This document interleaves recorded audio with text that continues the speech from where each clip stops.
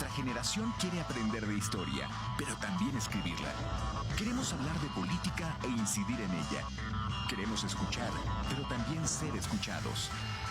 Foro 89.5, con Paco Vallejo y Manuel Galván. La historia es nuestra y la hacen los pueblos. Muy buenos días, bienvenidos a Foro 89.5, esta mañana del 28 de septiembre del 2023. Como siempre, un gusto llevar una emisión más de su programa, invitar para que participen con nosotros como cada jueves, recordando que sus comentarios, mensajes favorecen y enriquecen mucho este programa. Aquí están los teléfonos en cabina: 4421-9212-93 con la 93, perdón, ese es uno, y el otro 4421-921200 con la extensión 37120. Recuerdo el primero, 4421-9212-93. Muy buenos días, Manu, ¿cómo estás?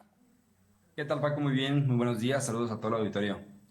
Pues bueno, Manuel, el día de hoy tenemos un programa que pues lo queremos llevar como siempre con mucho respeto por lo delicado y lo difícil que es el tema, ¿no? Se cumplen prácticamente 9 años del caso de Ayotzinapa y pues bueno, las noticias, la justicia pues sigue sin llegar, ¿no? La verdad sigue sin descubrirse, todavía no se sabe dónde quedan los cuerpos, al parecer, por la evidencia, ¿no? Siguen como desaparecidos, 43 jóvenes normalistas, y pues esto sigue pesando, sumando a los nuevos casos, ¿no? Se hablaba apenas hace unos minutos en el programa anterior de los jóvenes de Zacatecas, y así podríamos continuar. Y yo creo que tendremos que separar los temas, Manu, de desaparecidos en nuestro país, ¿no? Como para llevarlo un programa mucho más completo en las siguientes semanas, pero para hoy enfocarnos directamente en el caso de Ayotzinapa. Sí, totalmente de acuerdo. Creo que vale la pena hacer memoria primero por lo sucedido en 2014, llegar a 9 años ya con 2 sexenios y todavía no tener claridad sobre estos jóvenes desaparecidos, 43, pero también en su momento ya platicar a detalle sobre más de 100 mil personas desaparecidas en México al día de hoy. También es un dato muy fuerte que creo que sí valdría otro programa más a detalle. Pero sí, el día de hoy nos ocupa, tristemente, no tanto como memoria, sino todavía como reflexionar hacia dónde están los hilos, qué es lo que ha salido en este último año, qué pasó con el segundo informe que da la comisión encabezada por el subsecretario Alejandro Encinas, cómo se entrampa y cómo a la vez por ahí se empieza ya a observar una especie de separación entre los padres de familia, todavía sin cortar el vínculo directamente, pero sí ya con algunas declaraciones que ponen ya en duda la credibilidad del presidente Andrés Manuel López Obrador y su compromiso de llegar hasta la verdad total sobre esto. Y pareciera que el principal muro en el cual se ha encontrado Ayotzinapa, pues es un muro verde, ¿no? Y el muro del ejército como tal. Sumado a otros elementos que por ahí le están haciendo ruido, y ya solamente le queda un año para poder esclarecer esta situación. Y tristemente, también ya por ahí se empieza a escuchar que se firme como un acuerdo de mantener las comisiones transeccional, ¿no? O sea, ya pensando en el siguiente gobierno. Así es, pues bueno, pues como comentamos, sigue doliendo mucho, ¿no? Lo que sucedió hace 9 años, el 26 de septiembre del 2014, cuando los jóvenes de estudiantes de Ayotzinapa pues, se habían organizado para tomar algunos camiones, ¿no? Unos camiones para poder trasladarse a la Ciudad de México y participar en la manifestación del 2 de octubre, ¿no? Que además ahí como todavía se sigue relacionando pues un antecedente de injusticia que se extiende hasta el presente, ¿no? Abrazando este nuevo caso de los jóvenes de Ayotzinapa, ¿no? Las investigaciones lo que demuestran es que pues a través de camiones el crimen organizado que involucraba a policías locales, ¿no? Municipales, policías estatales, policías federales, que incluía al ejército, que incluía a prácticamente todas las instituciones de aquella zona, las cuales de alguna forma estaban exportando heroína hacia Chicago, ¿no? A través de esta vía, los jóvenes cometen el error de tomar algunos de estos camiones, los cuales se transportaba esto, detienen 5 camiones en ese momento, donde además está evidenciado que participan todos estos organismos que se acaban de mencionar, y desaparecen 2 camiones completos. De ahí se trata de construir una pues versión de lo que sucedió en aquel entonces, encabezado por el vocero de aquel entonces, en este caso que era Murillo Karam, el ex procurador. Y a partir de ahí se tortura pues a delincuentes, ¿no? De Guerreros Unidos, para tratar de deslindar sobre todas las instituciones públicas de seguridad de este caso. Y a partir de ahí se empieza a hacer un enredadero en el cual pues se tienen que crear 3 organismos que van a investigar, que creo que también eso al fin de cuentas pues no fue la mejor decisión, pero bueno, ahorita vamos platicando de esto, Manu. Sí, en esta narrativa que haces precisamente de los hechos acontecidos aquel 26 y 27 de septiembre del 2014 en la administración de Enrique Peña Nieto, el día de hoy sí hay como más claridad de lo que pasó, ¿no? Sin embargo, lo que sigue faltando es ¿y dónde están los cuerpos o dónde están los jóvenes que finalmente, a lo que se tiene el día de hoy, fueron secuestrados por policías? En esa narración son 2 autobuses en los cuales los jóvenes deciden tomar 5 autobuses para llegar al 2 de octubre. Y finalmente ya en acuerdo entre la policía estatal, los ministeriales, policía federal y soldados en diferentes momentos, apoyan u observan lo que está sucediendo. Y eso hace que a los jóvenes terminen llevándoselo, en lo que comentas, los 2 autobuses directamente a 2 puntos diferentes. Y es ahí donde empieza ya esta desaparición directamente de los jóvenes. Así es, bueno, hay que entender que esto ya han pasado 9 años, ¿no? Se acabó el sexenio de Enrique Peña Nieto, donde desafortunadamente pues se impuso esta verdad histórica que tiene en la cárcel a Murillo Karam. También pues ahí la negación a difundir información, incluso se trató de cerrar el caso durante la administración de Enrique Peña Nieto, imponiendo esa verdad que tanto nos sigue doliendo. Llega la nueva administración de Andrés Manuel López Obrador y viene, digamos que, refrescando las esperanzas, hablando de que se va a reabrir el caso, se hace esta comisión de la verdad que encabeza de la verdad y la justicia, por ahí unas siglas que encabeza Encinas. Por ahí estaba también otras 2 que era, a ver, permítanme, Omar Gómez Trejo encabezó lo que era la Unidad Especial de Investigación y Litigación para el caso de Ayotzinapa, y estaban también el Instituto de Expertos, el IGEI, que de alguna forma cada uno llevaba su investigación. Se suponía que iban a estar compartiendo datos, hallazgos de información para tratar pues de una vez por todas ofrecerle a los padres y a los mexicanos y las mexicanas la verdad de lo que había sucedido en ese caso, ¿no? Empieza bien la investigación, empieza a fluir. Parece ser que sí se va a llegar a la verdad, y empiezan los obstáculos, ¿no? Primero por parte de las Fuerzas Armadas, los cuales pues niegan información, niegan participación, a pesar de que los datos y las evidencias empezaban a brotar, a surgir, y pues bueno, se empiezan a concretar la investigación, se empiezan a firmar la intención de llevar procesos a militares, y en cuanto se empieza a materializar esa realidad, ¿no? El tratar de llevar a juicio a militares, ahí es donde esto empieza a complicarse por completo. Sí, definitivamente. Y a eso hay que sumarle este artículo que sale directamente en Quinto Elemento Lab por John Gibler, un periodista norteamericano que da elementos sumamente importantes y que titula el artículo El momento en el cual se explota el caso de Ayotzinapa ya en la administración de López Obrador.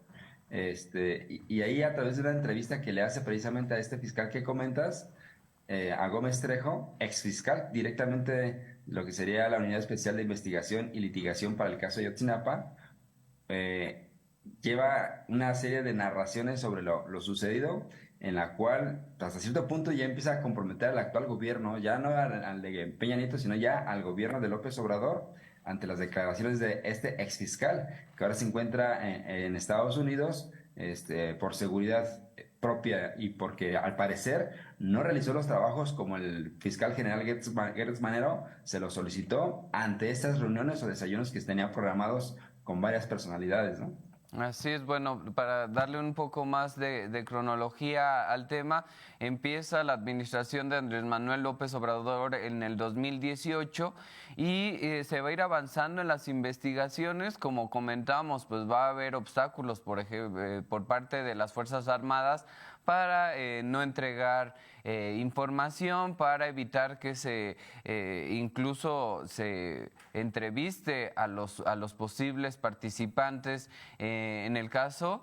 Y apenas hace un año creo que fue donde empieza a surgir las verdaderas complicaciones, sobre todo como que ya tratando de acelerar la investigación, tratando de concluirla hace un año, pues ahí es donde viene la presión por parte de, pues parece ser por parte del gobierno federal hacia estas tres instituciones que estaban llevando a cabo la investigación.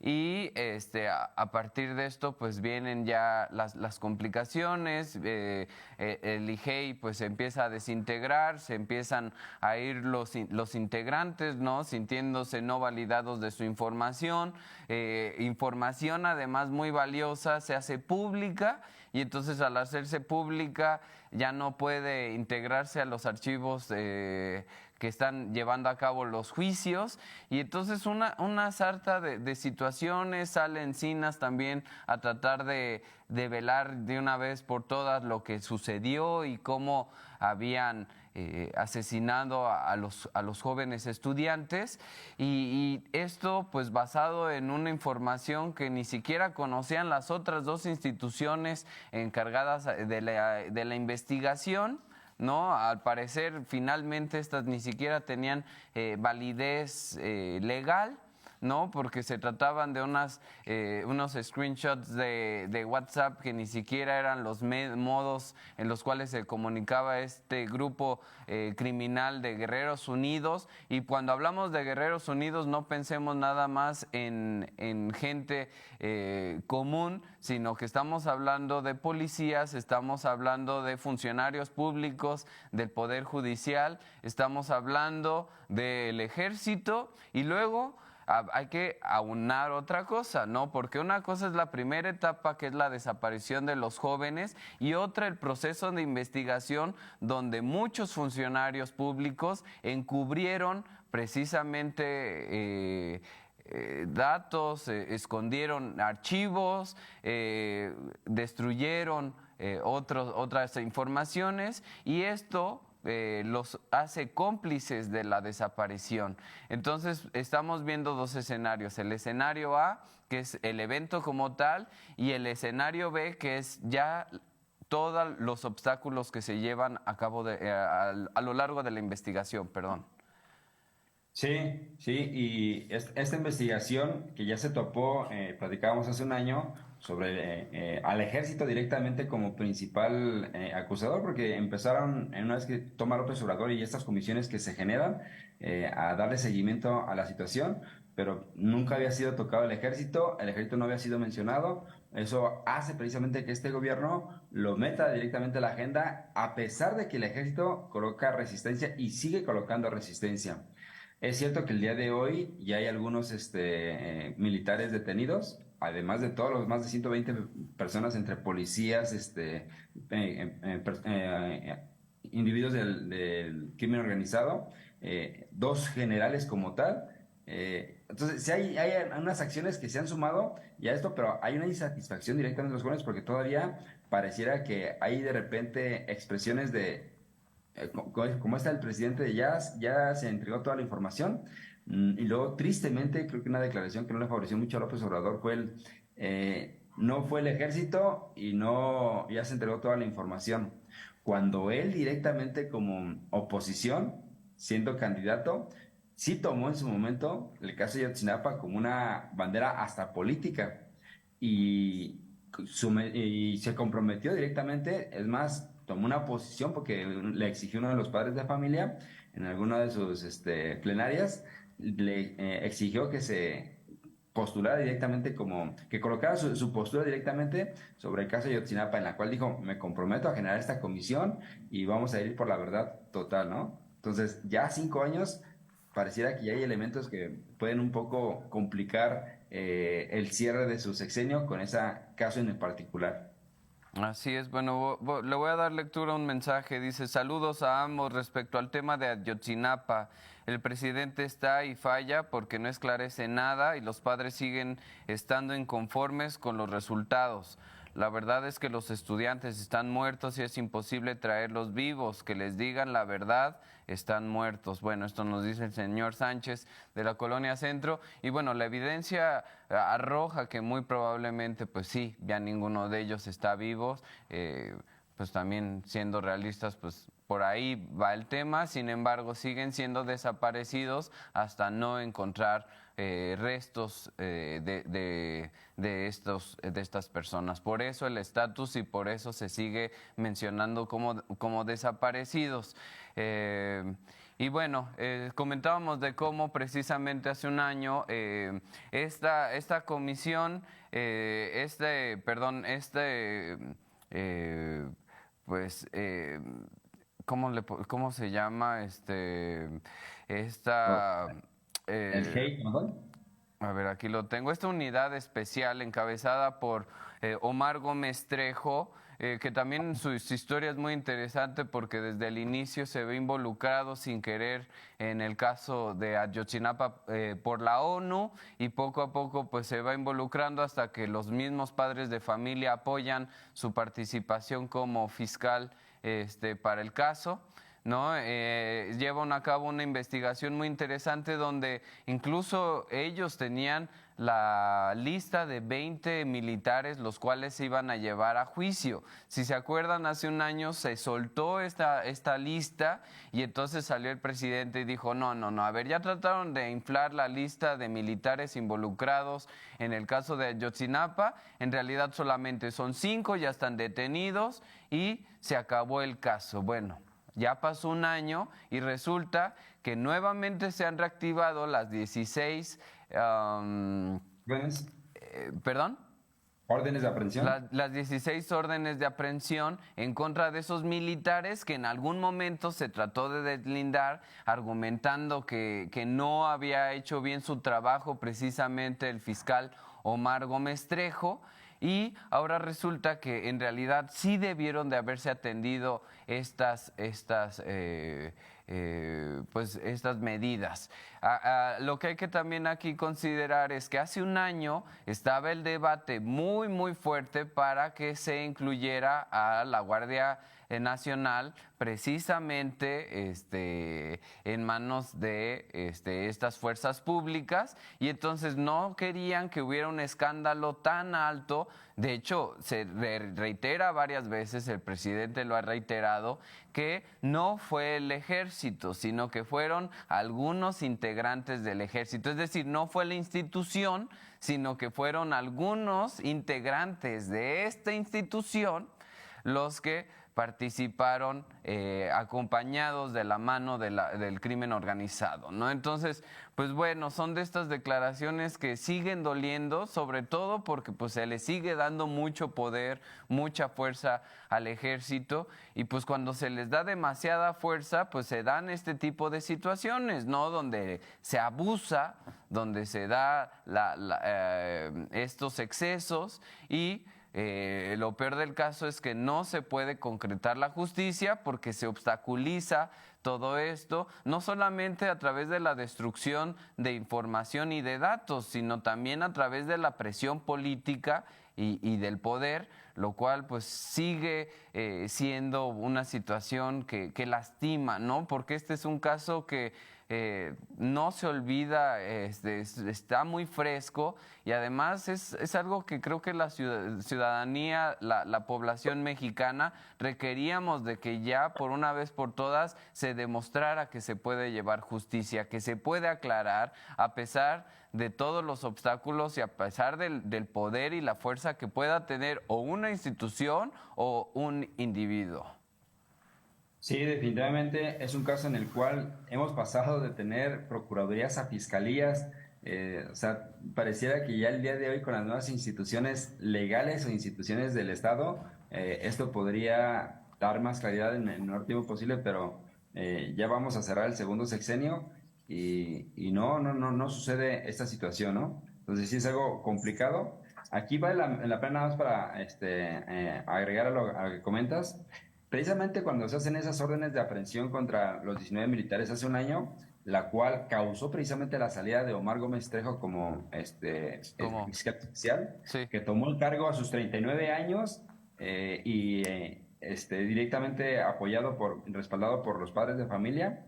Él, a los 3 años que estaba en su cargo, un 12 de agosto del 2022, directamente se le acercó el fiscal, su jefe, el fiscal general, Gertz Manero, y le pide que le dé un reporte, ¿no? Una síntesis, saber qué está pasando. Ya vamos 3 años, dame una síntesis, ya te empapaste de la información, ya hiciste sus entrevistas,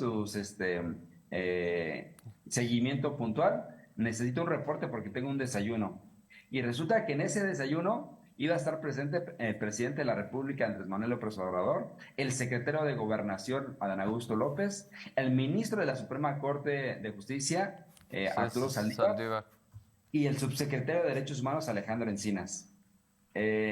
Por lo tanto, era el desayuno debido a que habían pasado 3 años, ya la mitad del sexenio, y no había nada de información, no había confirmación respecto a esta situación.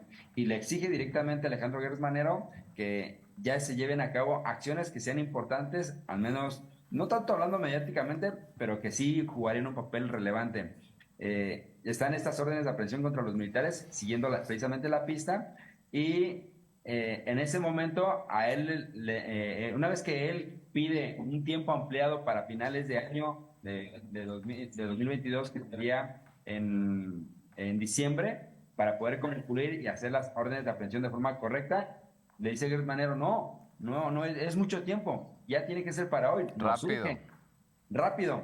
Y ese rápido, según en la narración de Omar Gómez Trejo, lleva a que en 24 horas se realice un expediente directamente para detener al ex procurador Murillo Karam, que está hoy en la cárcel, y hacer a un lado las órdenes de aprehensión de los militares. Esto explica la razón por la cual había una lista grande, después hay 4 de ellos que sí no pueden negar, de los militares, y sí le dan seguimiento. Y hasta un año después le dan la razón a este ex fiscal diciendo lo que tú comentas. Finalmente, esas órdenes de aprehensión contra exmilitares se deben de llevar a cabo y se ejecutan. Entonces aquí la pena lo importante que el papel y la entrevista que realiza Gómez Trejo directamente con John Gilliver en el Quinto Elemento Lab. Así es, bueno, y apenas dio el segundo informe Encinas y como empieza, la verdad es que, híjole, empieza diciendo que Tomás Herón ya ni siquiera se puede mencionar como un torturador, porque por ahí se le está protegiendo desde el Poder Judicial. Se nos ha acabado, Sergio Manríquez, te leemos tu mensaje la próxima semana, se nos ha acabado el programa, invitamos a que nos vean y nos escuchen el próximo jueves. Hasta la próxima, saludos. Nuestra generación quiere aprender de historia, pero también escribirla. Queremos hablar de política e incidir en ella. Queremos escuchar, pero también ser escuchados. Foro 89.5 con Paco Vallejo y Manuel Galván. La historia es nuestra.